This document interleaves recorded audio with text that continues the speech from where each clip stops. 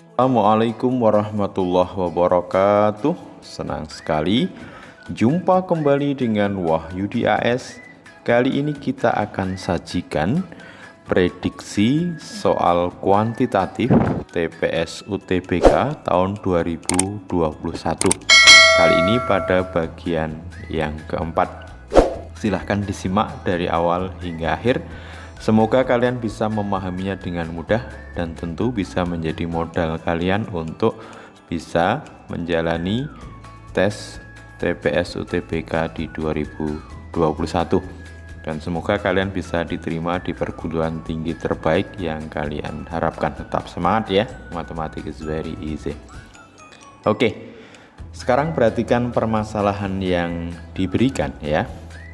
Sebuah tali dibagi menjadi 6 bagian dengan panjang yang membentuk suatu barisan geometri. Bila panjang yang terpendek adalah 3 cm dan yang terpanjang adalah 96 cm, maka panjang tali semula adalah berapa ya? Oke, topik kita adalah berkenaan dengan barisan geometri. Tentu, tali yang dibagi menjadi 6 bagian ini, yang terpendek 3 cm, kita anggap sebagai suku pertama atau A ya. Sementara yang terpanjang karena ada 6 bagian berarti suku ke-6. Ingat bahwa pada barisan geometri ya yang ditanya nanti N-nya sama dengan 6. Pada barisan geometri, UN itu sama dengan A kali R pangkat N-1. Berarti nanti kalau diminta suku ke-6 atau N-nya diganti dengan 6, U6 sama dengan A kali R pangkat 6-1. R pangkat 6-1 berarti R pangkat 5 ya. U6-nya adalah 96, A-nya adalah 3. 96 sama dengan 3 kali R pangkat 5 ya. Sehingga nanti diperoleh 96 itu dibagi 3 ya tentunya dapat 32 ya. Sehingga kita peroleh nilai dari R 32 itu 2 pangkat 5 sama dengan R pangkat 5, R-nya sama dengan 2. Dari sini maka kita bisa tentukan panjang tali mula-mula. Berarti panjang tali mula-mula itu tentunya adalah sama dengan 6 suku pertama jumlahan dari deret geometri atau S6 ya. Jadi nanti kalau kita hitung U1, U2, U3, U4, U5, U6, maka bisa kita gunakan perumusan dari deret geometri untuk Sn, bahwa Sn itu sama dengan A dikali R pangkat N-1 per N R-1. Di mana N-nya nanti kita ganti dengan 6 ya. Berarti S6 sama dengan A-nya adalah 3, R-nya adalah 2 ya. Dikurangi 1 per 2 dikurangi 1. 2 dikurangi 1 nilainya sama dengan 1. 2 pangkat 6 tentunya sama dengan 64 ya. 64. Nah, berarti nilainya 3 kali 63. 64 dikurangi 1, 63. 3 kali 63 sama dengan 189. Jadi panjang tali semula adalah 189. Oke, kita lanjut pada permasalahan yang kedua ya. Luas permukaan kubus yang panjang diagonal ruangnya 6 akar 3 cm adalah berapa ya. Tentu sebenarnya tidak terlalu sulit untuk dipecahkan ya. Oke. Untuk memperjelas permasalahan, kita sajikan ya gambar kubus A, B, C, D, E, F, G, H. Karena kita diminta dapatkan diagonal ruangnya atau diagonal ruangnya diketahui, kita ambil misalkan sisi AB itu panjangnya S atau rusuk dari kubus itu panjangnya S, maka diagonal AB itu S, BC itu S, maka diagonal sisinya kita ambil AC. Menurut Pitagoras berarti nanti AC kuadrat sama dengan S kuadrat ditambah S kuadrat, atau AC sama dengan S akar 2. Sementara diagonal ruangnya, misalkan kita pilih CE, berarti nanti berlaku Pitagoras, CE kuadrat sama dengan AC kuadrat ditambah AE kuadrat. S akar 2 kuadrat berarti 2S kuadrat ditambah S kuadrat 3S kuadrat. Berarti diagonal ruangnya adalah S akar 3.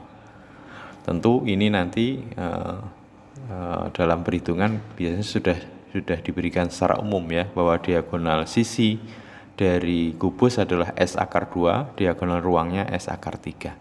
Sehingga kalau diagonal ruangnya S akar 3, di mana diketahui diagonal ruangnya adalah ya 6 akar 3, berarti 6 akar 3 sama dengan S akar 3. Tentu panjang sisinya sama dengan 6 cm. Dengan mudah maka kita bisa temukan berapa luas permukaan kubus. Karena kubus itu dibatasi oleh 6 sisi yang kongruen, di mana sisinya berbentuk persegi. Berarti luas permukaannya 6 kali sisi ya. Kita masukkan 6 kali 6 kuadrat. Dapatnya adalah 216 cm per segi. Oke, kita lanjut ke permasalahan berikutnya. Ya, ini cukup menantang ya. Dalam suatu regu yang terdiri dari 7 pria dan 4 wanita, akan dilakukan pemilihan ketua, wakil ketua, sekretaris, dan bendahara dengan syarat ketua harus pria.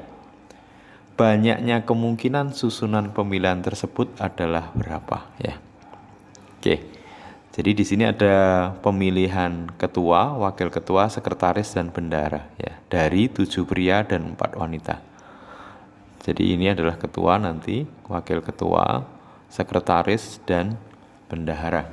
Dipilih dari 7 pria dan 4 wanita. Dengan ketentuan bahwa ketua harus pria ya, berarti nanti pilihan untuk menentukan ketua itu ada 7 pilihan ya. Berarti karena ketuanya terpilih 1, berarti dari 7 dipilih 1 ada 7 kemungkinan. Nah, cuma nanti yang akan menduduki adalah 1.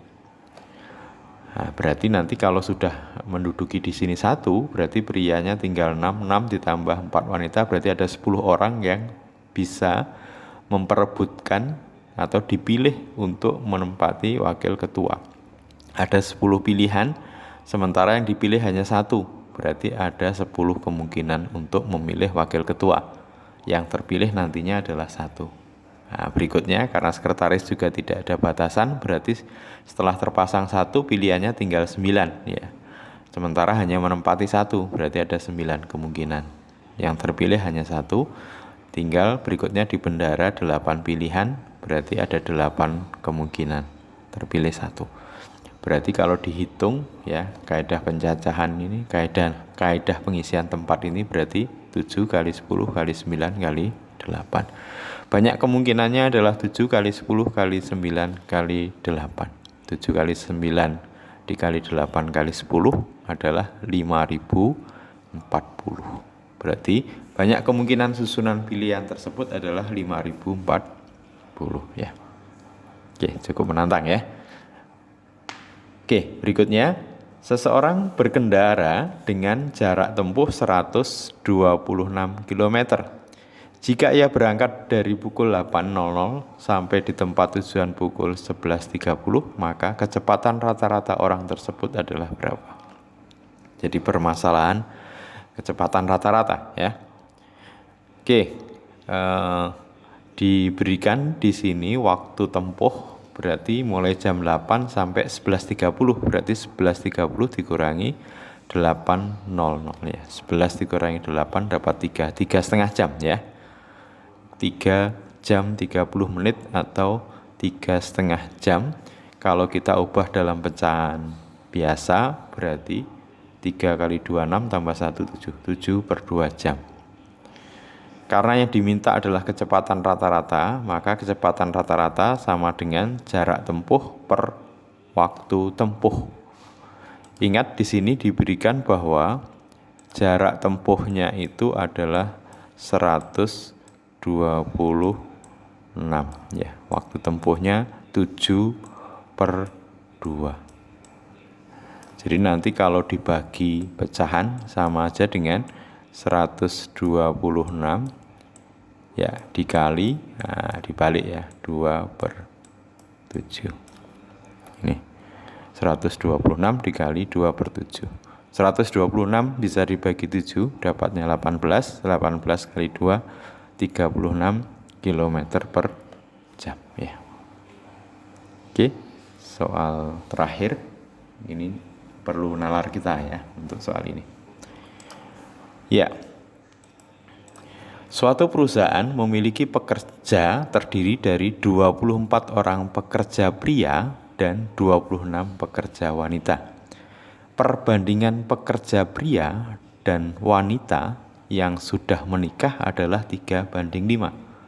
Jika banyaknya pekerja yang telah menikah seluruhnya adalah 32 orang, banyak pria yang belum menikah adalah berapa ya. Jadi ini perpaduan antara pria, wanita, kemudian pria yang sudah menikah, belum menikah, wanita yang sudah menikah dan belum menikah.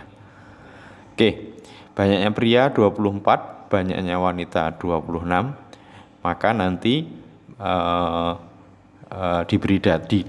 diberikan bahwa pekerja pria dan wanita yang sudah menikah perbandingannya 3/5. PM ini pekerja pria yang sudah menikah, kemudian WM adalah pekerja wanita yang sudah menikah, perbandingannya 3/5 ya. Kalau pria yang sudah menikah ditambah wanita yang sudah menikah, maka kalau ini dapat perbandingan 3, wanitanya dapat perbandingan 5, maka pria yang sudah menikah ditambah wanita yang sudah menikah nanti dapat perbandingan 8 ya. Oke, selanjutnya diketahui bahwa banyaknya pekerja yang telah menikah itu berarti pria yang sudah menikah ditambah wanita yang menikah itu ada 32. Yang ditanyakan banyak pekerja pria yang belum menikah. Nah, belum menikah berarti kita cari pria yang sudah menikah dulu. Misalkan ini adalah X. Maka kalau pria menikah dapat perbandingan 3, pria menikah dan wanita menikah dapat perbandingan 8, sementara diketahui banyaknya adalah 32, maka nilai X bisa kita dapat dari 3/8 dikali 32 ya. 32 dibagi 8 dapat 4, 4 kali 3 sama dengan 12. Jadi banyaknya pria yang sudah menikah itu sama dengan 12. Berarti banyaknya pria yang belum menikah nanti 24 dikurangi 12 ya. Berarti pria yang belum menikah 24 dikurangi 12 sama dengan 12 orang. Oke, semoga bisa dipahami dengan mudah dan tentunya kalian sukses di UTBK kali ini, diterima di perguruan tinggi terbaik yang kalian harapkan. Tetap semangat ya. Sampai ketemu pada bagian yang kelima di prediksi soal kuantitatif TPS UTBK tahun 2021. Terima kasih. Wassalamualaikum warahmatullahi wabarakatuh.